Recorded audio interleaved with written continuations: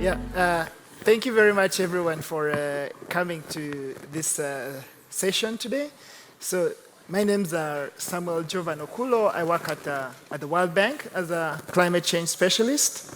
And over the past several months, we've been working on a report to better understand how developing countries are adopting carbon pricing, so as to synthesize this information into one document and make it available to countries that to other developing countries that may be wanting to learn from the experiences of countries that have already adopted carbon pricing, or countries that are seeking to raise ambition to be able to see how other countries have done it, so that they can also incorporate some of these learnings into their own mechanisms.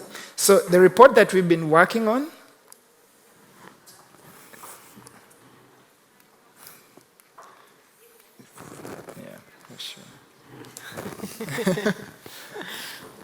okay, now it's working. So the report that we've been working on is entitled Balancing Act, the Political Economy and the Pursuit of Ambitious Carbon Pricing in Developing Countries.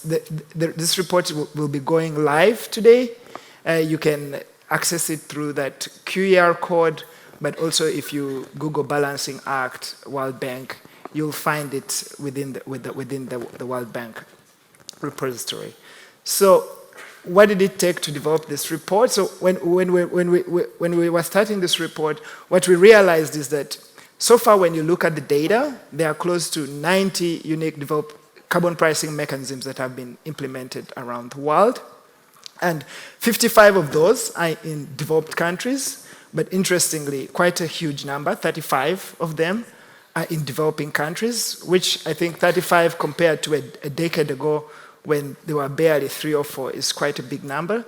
So which tells us that experience about carbon pricing is not only in developed countries, but it has also been acquired in developing countries. And what we find is when we look at the literature, when we talk to policy advisors from developing countries, they always lament the lack of information. So we thought by being able to synthesize information from these 35 developing countries, we can be able to provide something that other jurisdictions will find actionable. Now, and also when you look at carbon pricing policies that are under consideration, you'll see that developing countries right now, there are 21 mechanisms under consideration for implementation in developing countries as compared to 9. So you see that the frontier of the next generation of carbon pricing mechanisms is actually in developing countries. And then the other thing also, if you see, you realize that when we look at the prices for carbon pricing, so for instance, prices in the EU ETS are quite high, but in most developing countries, prices are generally $10 or under. So meaning when it comes to raising ambition, things will be happening in developing countries as well.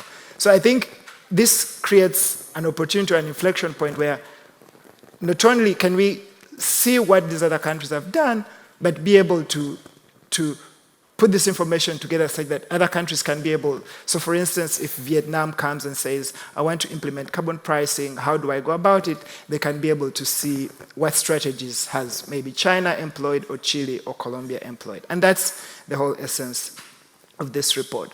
So to write this report, we reviewed over 200 publications, both in the gray literature and in the academic literature. And we conducted 21 interviews with experts who have knowledge about carbon pricing in developing countries. We surveyed over 100 stakeholders from 33 countries who have some familiarity with carbon pricing. And we also looked at 11 country case studies on various aspects about the political economy of carbon pricing. And what we found is we can generally coalesce this information under 4 blocks, which is the agenda setting aspects. So a country starts thinking, I need to introduce carbon pricing. How do I go about it? And this is one of the aspects that is covered in our report under this agenda setting item, where we look at the role of policy champions, the role of broad engagement, and the role of narratives that politicians and even policy advisors can be able to develop in order to put carbon pricing into agenda. We also look at how have countries gone about negotiating carbon pricing, and this can be on the choice of instrument, the effectiveness of feasibility of the instrument, do we trade those ones off, or is it possible to actually achieve both? And also the role of complementary policies in helping to negotiate an effective carbon pricing package. The report also looks at issues of implementation, how should regulators communicate rules, how should they communicate the policy, and we also look at the role of deliberation and also using a phased rollout of the policy. So by this I mean pilot phases, but also raising ambition over time. How have developing countries do this, and how could the next wave of developing countries be able to do it? And then, of course, also, once the policy is in place, how do you consolidate it? How do you strengthen it? How do you trade off the adaptability of a policy that you have in place or insulate it against political interference? And also, how much of the overseeing of the carbon pricing mechanism can you delegate to a ministry or an independent organization? So what we found, to have a successful carbon pricing system based on the countries that we were looking at and the literature, we found that in many of these countries, it was very, very important, if carbon pricing is going to succeed, to ensure that you have broad ownership. And what this means is that, if I use the term rickroll, do not have a policy and say, I'm simply going to implement it without trying to involve other sectors of the economy. We found that in most countries where carbon pricing was successfully adopted or put onto the agenda, the engagement was broad across ministries, across economic sectors, across actors, across businesses, as well as across the individuals that are going to be impacted by the policy, so let's say consumers. So this aspect was very important to ensure that the policy has a broad base for political support. We also saw that stakeholder dialogue is very important. So just do not communicate the policy, but take into account feedback.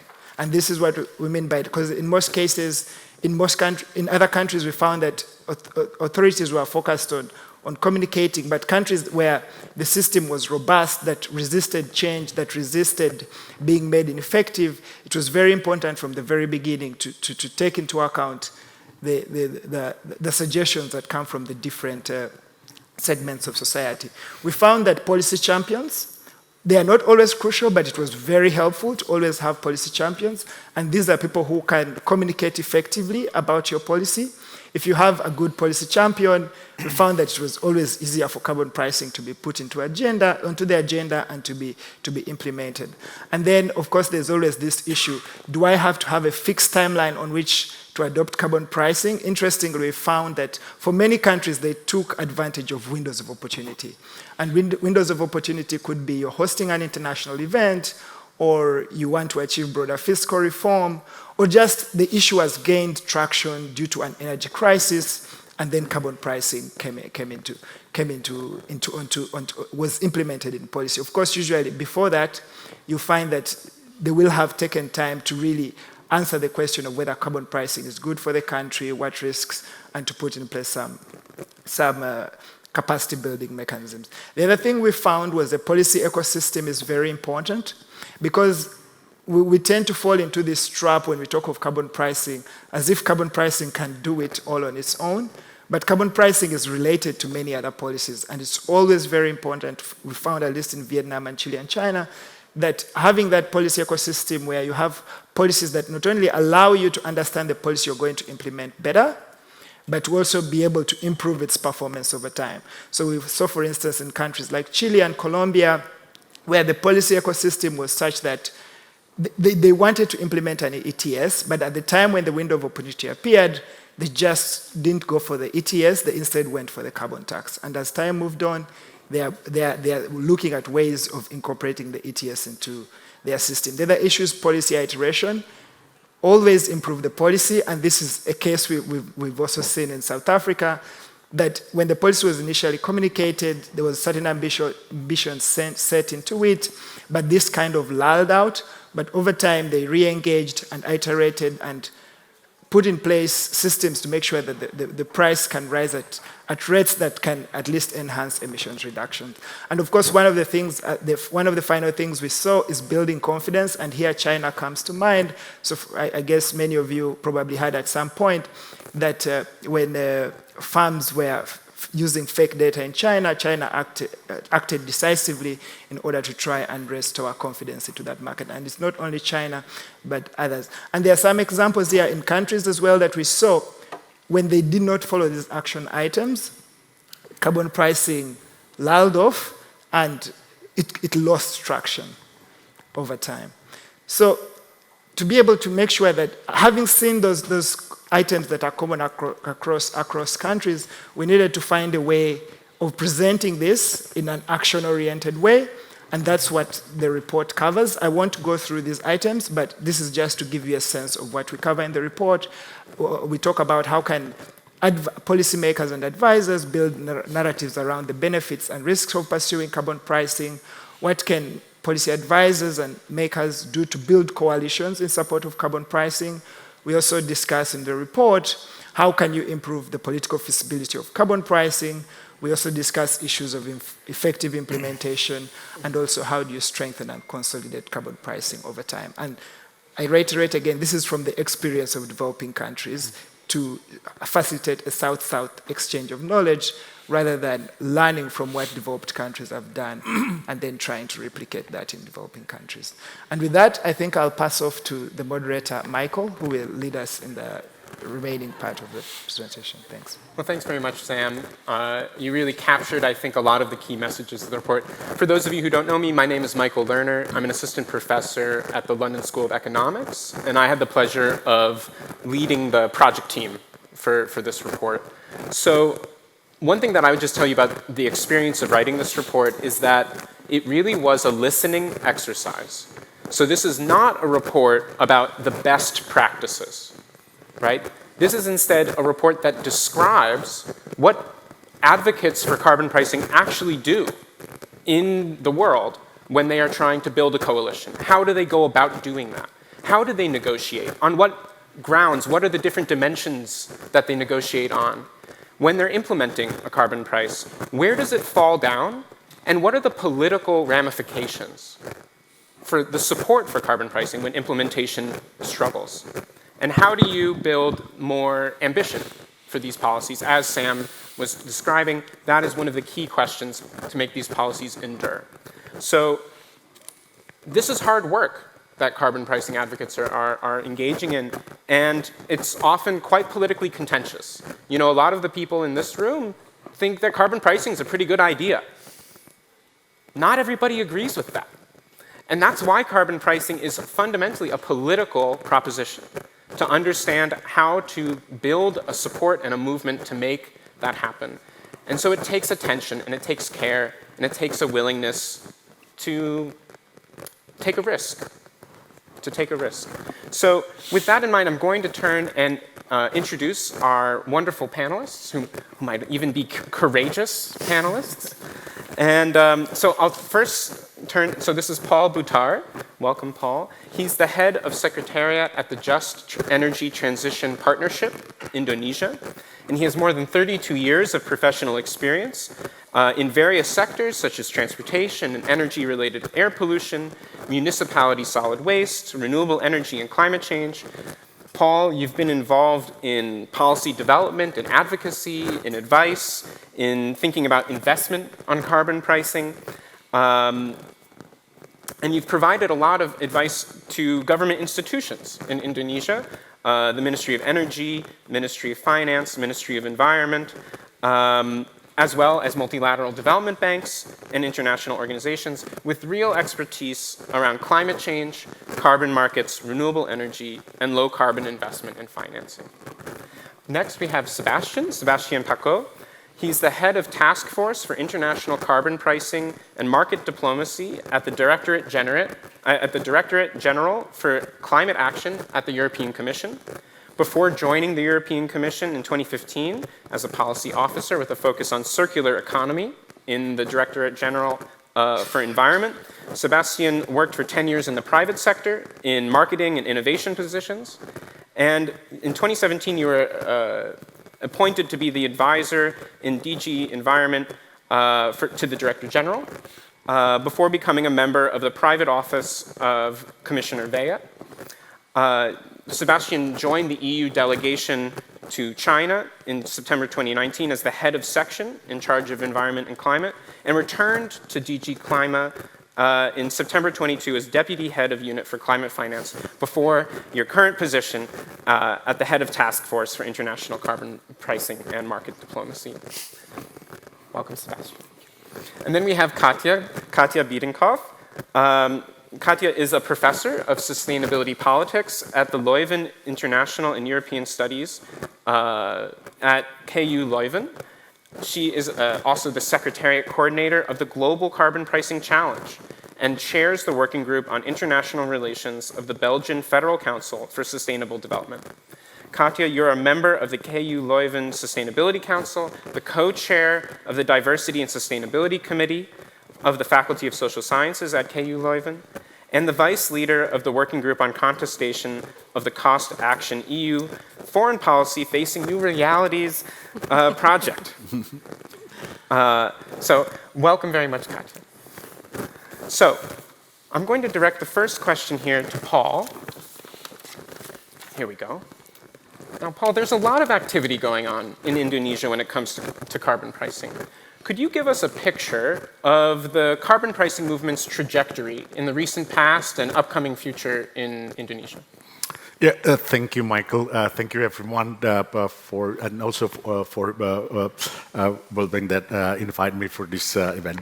Yeah, as you may know, that Indonesia actually set up regulations that related to carbon pricing, where government said that we would like to see carbon trading that consists of offset and emission trading, and then also carbon tax and result-based payment as part of the instrument that would be implemented by government.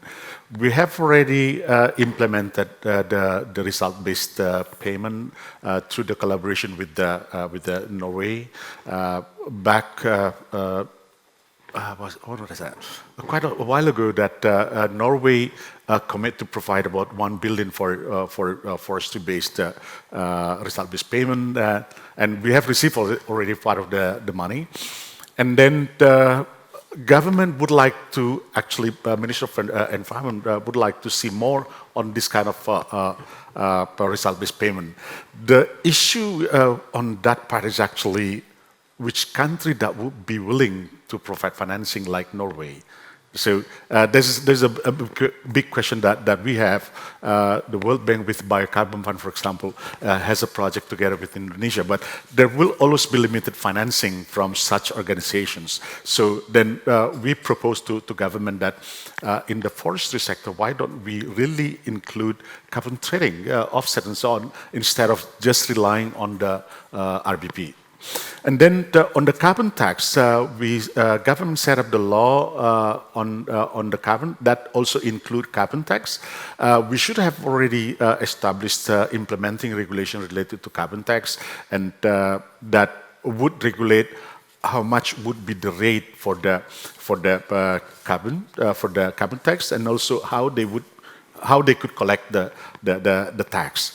And then in the law it says that any purchase of goods that contain carbon and also any activities that result in emissions will have to pay carbon tax. So, but the implementing regulation is not there yet, so we are waiting for that. On the ETS, we have started on the coal power plant, and there is the government has already prepared a kind of roadmap to include all of the power sector into the ETS. Next year, now we have only on-grid coal power plant. Next year, we'll start with the gas power plant or also captive power plant and so on. So on the power sector, the participant might reach about 400 participants. That might cover about 60 to 70 gigawatt of power plants. And that's already about 80 to 85% of the emissions from the power sectors. So And then in the carbon trading, that is something that let's say we have a bit problem, because government really would like to, let's say like that. Government has never experienced the carbon market, the carbon trading. Of course, in the past, one of the role of the government during the CDM time is really only on issuing the letter of approval. But other than that, actually, they have not received any money from let's say, from the carbon trading. But now they have to regulate. While government has a commitment to meet the NDC target, and the government thought that we have to fulfill the commitment first before allowing the trading to international buyers. And that's one of the problems that we have in Indonesia, that we have not seen from a few years already, that we have not sold any carbon credit from Indonesia to international. We have already 3-4 years, actually since 2019. But we still trade the RECs, Renewable Energy Certificate, because by definition, actually, we could still claim that for our NDC.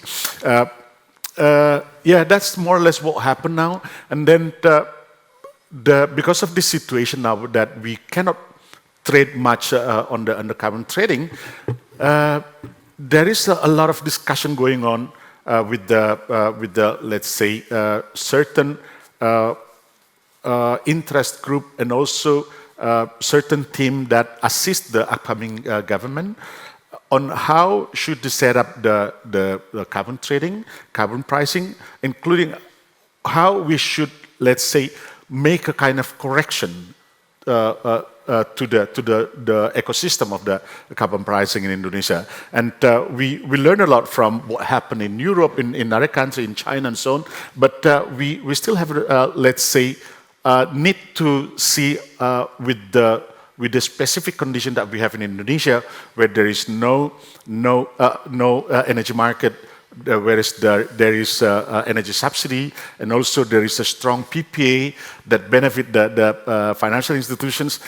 With all of these conditions, we are still trying to, let's say, find a solutions how we could actually effectively design and implement the carbon pricing. But one important thing that becomes a kind of push for the industry or Ministry of Industries is still the CBAM. Because of the potential impact of the CBAM to the industries. And we are not only talking about the CBAM in EU, but we have discussed last time with Australia. They also start looking at the leakage issue in Australia. We don't know whether China later also would do the same, while we really rely quite a lot on the export to China. And if they do something, then our industry will really be in problem. That's why government is really now very keen to look at how to set up this kind of carbon pricing instrument for Indonesia. I stop there. That's a really wonderful sort of inside look in sort of the challenges of, even when you have political will to make carbon pricing happen, there are structural problems, and there's looking at the international scene and trying to understand what's going on, what can be brought to Indonesia. Thank you very much for that, Paul. So Sebastian, we'll turn to you. Now, the European Union has played an important role in supporting the spread of carbon pricing internationally over the past few decades. And in many ways, the EU's own experience has been sort of invoked along the way. What kinds of insights from the EU's own experience have served to strengthen momentum for carbon pricing in developing countries, especially large developing countries like Indonesia, say? Thank you, Michael, and thanks to Samuel for this very interesting report. And I think first, before starting about the EU, I think it's great to see that there's so many interest in developed and developing countries to go to the next miles. Probably CBAM plays a role, but it's certainly not the only factors. And I can build on some insight, as you ask, from the EU perspective. But I think it's very important to understand that this will only be the EU perspective. And what we really want is to translate that into every partner's country perspective. That's why we have set up this new task force, is to have the capacity to engage, to understand and to listen, so that those insights can be made much more relevant and fit the specific context of every country, as Paul just explained, specific challenge for different countries. But looking at what we've learned and what can be useful to convince political decision makers in any country, I think the first element with carbon pricing, which is very basic but very powerful, is that it works. So it works to decrease emissions, and it works to decrease emission in the most cost-effective manner. So what we've tried in the EU, and so far it's working well, is to decrease emission without harnessing the economy. We know that within the ETS scope, so far we have achieved a reduction of minus 47%, so almost dividing by 2 the emission in power sector and heavy industry, so that's really not nothing. And we started that in 2005. So it works in decreasing the emission. It also works in raising revenues. So if you were in the plenary this morning, my colleague Mette said that we are now at about 200 billions of revenue generated by the ETS. So that's, I think, a first learning. It works. And that's even more important in a context where we all committed to different kind of NDCs. And if we look at ETS more specifically, it's recognized as the best possible tool to achieve a set target. Carbon tax have also a strong asset, but if you really want to make sure that by this year you can be at this reduction level, ETS will do the job. And so this comes with a very high level of predictability. And that's good for policymakers, but it's also extremely good for the business, corporate and stakeholders, because you can pass a very clear message saying we are here now, in 10 years we plan to allocate the allowance like this. They know about the potential scarcity and they can prepare and invest. Which brings us to the first element, which is stimulation of innovation.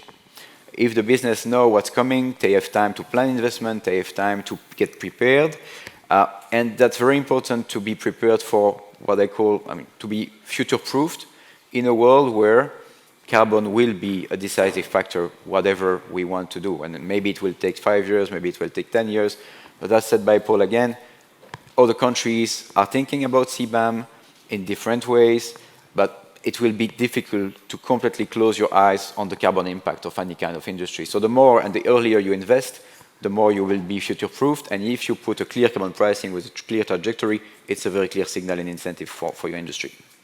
And fifth, it's the flexibility that can be embedded in the system. So it took us 20 years to develop the ETS in the EU, and we learned many things. And we also learned how the system can evolve step by step.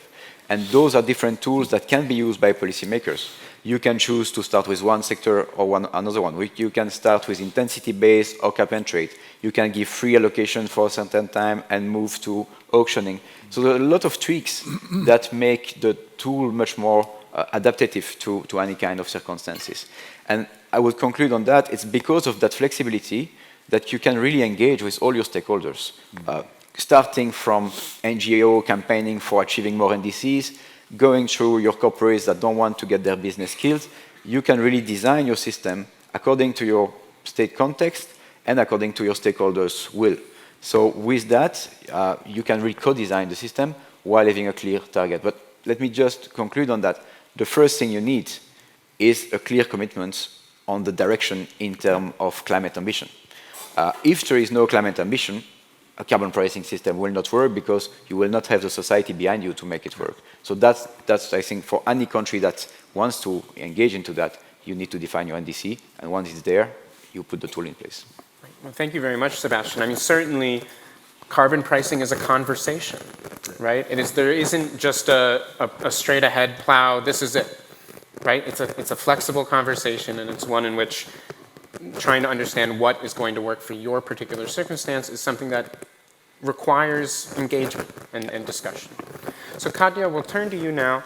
Now, the Global Carbon Pricing Challenge has an ambitious target of covering 60% of global emissions, up from 25% today. Now, in the developing world, which countries and sectors seem the most important for making progress towards this goal? Thank you very much, Michael. I, first of all, would like to say you reminded me of how old I am, because a lot of the things you mentioned were in my past. So I currently work for a think tank called Adelphi, and as part of that, I have spent the past year very much trying to set up, together with my colleagues, Leon and Andres, who are in the audience today as well, to set up the secretariat and try to make the GCBC, well, try to find a niche and try to make this political message come across. And a part of what we're doing is the 60% target. It's a very concrete, but also very aspirational target. We've done some calculations on trying to figure out, can we get to 60% and what would that mean? And linking to your question, we need to look at all countries around the world, so not just developing countries. I think very concretely, there's two developments that will bring us almost to 30%, hopefully, and that's the EU ETS 2, which I think is pretty likely to be implemented, and then also the very encouraging announcement by China earlier this week, so that the national ETS will actually be implemented and expanded. So the two together, China, if they expand to cover their industrial sector, will add a 5%, and the EU ETS 2 will add a 2%. So this will get us halfway to our goal. But then looking at other countries, I think India is a very important one. If they were to implement the ETS and TPS for the power and industry sector, that would add another 3%. And then there's a number of other countries, including Indonesia, but also Malaysia, Pakistan, Brazil, Colombia, Thailand, Vietnam, Turkey. So many of those countries that are actually really active and looking into carbon pricing, various options. But if you look at the emissions, that would add jointly 3%. So if we look at emissions coverage, the big elephant in the room in the end is the United States. So we looked at if the US were to implement an ETS for the power sector, that would be 12%. Industry sector, another 7%, and domestic transportation, 5%. So just to give you some figures, what we actually talk about, and we heard in the plenary earlier today about the US perspective and how challenging that is.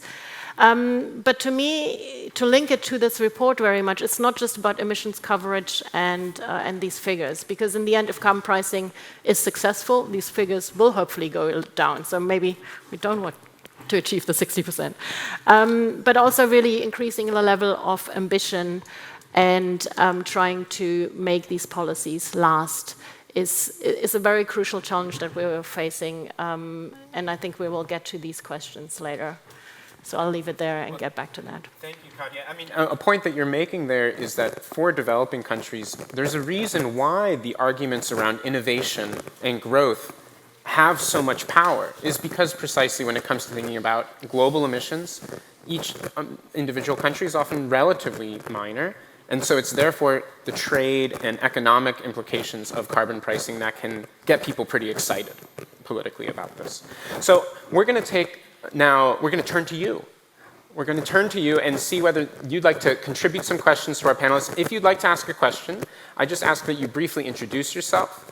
And if you have a question directed to one of the panelists, including Sam, please state so, and otherwise I'll throw it to whoever seems most keen. So let's have a chance for questions here from the audience.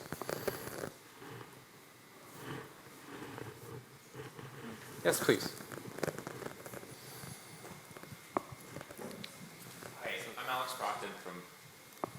I'm Alex Brockton from Ecosystem Marketplace. We're focused on carbon markets, but the carbon pricing obviously is an important piece of all of this and relates with ETS and carbon tax that accept carbon credits. I was interested, and I think probably this is a question for Katja, but I think also some other panelists could have some input. Sam's point at the beginning that in these developed countries that on average, it's about $10 to $12 per ton for these ETSs when they're implemented. And Katja, your comment that the United States has such a large contribution to make in terms of emissions, I'm curious your thoughts on the trade-offs between these jurisdictions that are sort of lower on the cost curve, whether it's more important to get many jurisdictions that cover smaller amounts or these hard problems like in the US where obviously we do really need to make some advances. Wonderful. We'll collect another one if there's another question out there. Yes, I see a question up at the front. Thank you very much for the nice presentation. I am Sushilo Dakal from Nepal. I think the questions is shown in the presentation, 5 questions. These are more relevant and we have to answer those questions, yeah. And again the carbon pricing, yeah. You have repeatedly, say the negotiation, yeah. Negotiation is very important, yeah. So in the case of the negotiation, the developing countries are always in the behind, yeah, in the table. That is why, is it possible to make it very simple so that, the stakeholders are able to understand what is the carbon pricing, how can we evaluate it, and how can, estimate it, yeah? That is my question. Thank you. Just to make sure, I think I followed your question. You're asking about making the policy simple in the negotiations. That way stakeholders can have a sense of exactly what they're talking about. Yeah, actually what I mean, let us make the way to find out, to estimate the carbon pricing, yeah? Okay. Yeah, thank you. Okay, so let's have the first question first. Perhaps, Katya, you can speak a little bit to this question of going after many countries that maybe have perhaps less ambitious policies, or really trying to raise ambition in just a few countries. Well, I guess I have the obvious answer of all of the above. But one of the important caveat of all the figures that I just gave you, it's on current emissions or a few years ago.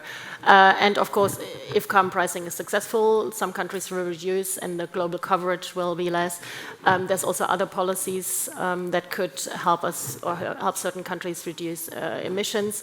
But so if we really look at carbon pricing and the coverage, in the end, it is very much linked to competitiveness, global interactions, trade, and we had a lot of discussions also because we looked at the Indonesia case, how everything is very much linked, and so development in one country very much affects developments in another. So for that reason, I would say trying to support every country or trying to encourage every country to adopt ambitious carbon pricing policy as part of a broader policy mix would be the way to go. But I think you also raised the important question of ambition, right? So low prices might also not do the trick. So either we need companion policies or we need to find a way of ratcheting up these policies over time. And that is an statement that in theory works well. So you start with a policy, you create some support, different groups or stakeholder groups become favorable of the carbon pricing policy, which enables you to then over time ratchet up the level of ambition. And this is something that we're seeing in some countries maybe, but in some others they stick at the level or the price level at which they started. So and to me the political will and then the broad support basis that Sam already mentioned in the beginning and that comes out of the report is very important. So without this political will to change also some other laws, and that really is the Indonesian case, it's really very much embedded in a system that's very difficult to change because it creates path dependencies. So to me that's where many of the very great challenges are that we then need to try to solve with the different activities that the Commission does, that we at the GCPC do, that the PMI does. So yeah, I'm not answering your question entirely, but I can share some thoughts on the topic. Wonderful. And then maybe, Sam, would you have something that you'd want to chime in on the second question here around negotiation and sort of having the terms of engagement among parties be simple and clear?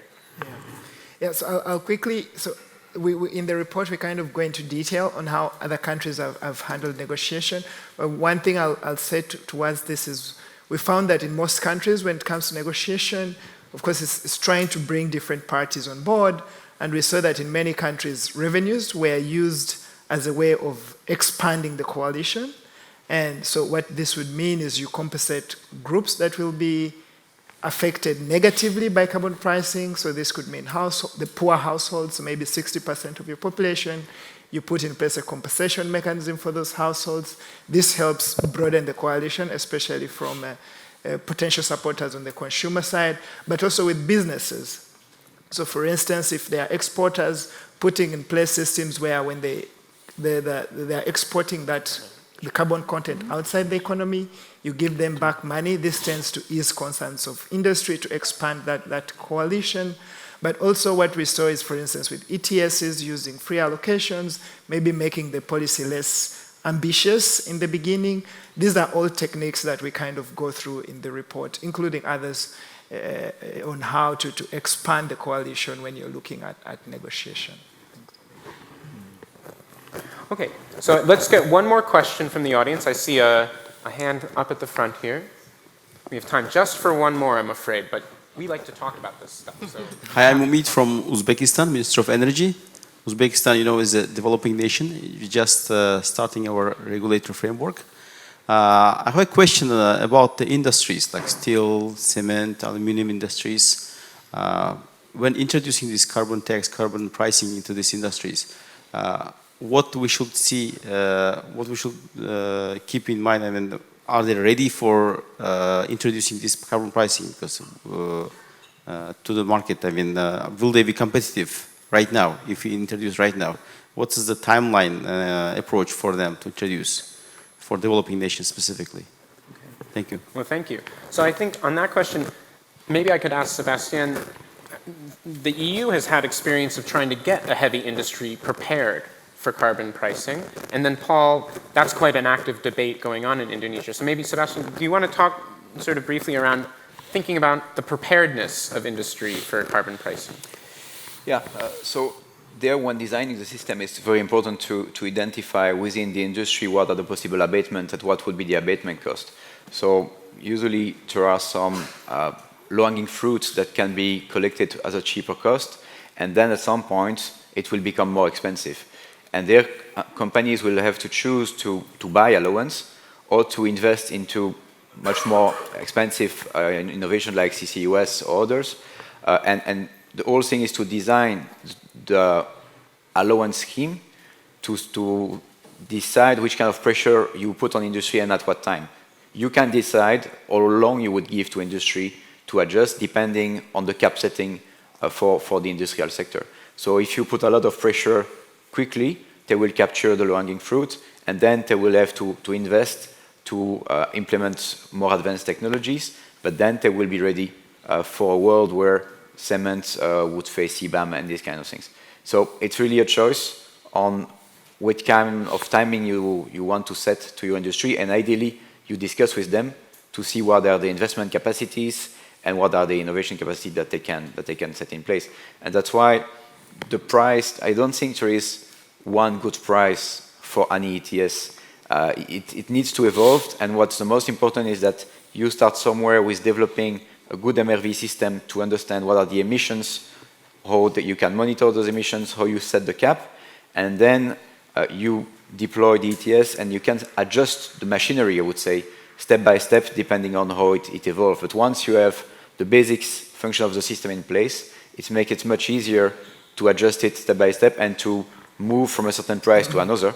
And if you look at the example of the AU price, 10 years ago, it was much lower than what we have now. And we, to some extent, we use it as a transition tool. And it's good to see that now we can claim that we have achieved a decrease of 47% of emission. Basically, we allowed the power sector to build massive renewables, and we give them the time to do that. But the price incentive was there because they knew that if they develop into renewable, they will have no allowance to pay. So that's a clear incentive. And the other incentive is that you can collect revenue and give back those revenue to decarbonize your industry. So you can also subsidize the decarbonization to make sure that they move toward a cleaner production. Paul, do you want to just chime in very, very quickly on this? Yeah, I will start with the ambition, actually, that was mentioned before. Raising ambition is really very important aspect for meeting the climate goal. However, learning from what developing countries do, they have other thinking, because it's not only about the carbon pricing that they need to talk about. There are a lot of basic needs that need to be think about. There is a lot of housing issues, let's say, and a lot of basic needs that's need to be, let's say, considered by government.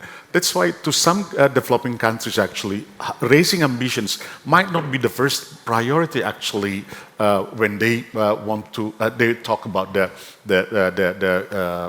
climate. So, but of course, the second NDC that would have to be submitted next year, for example.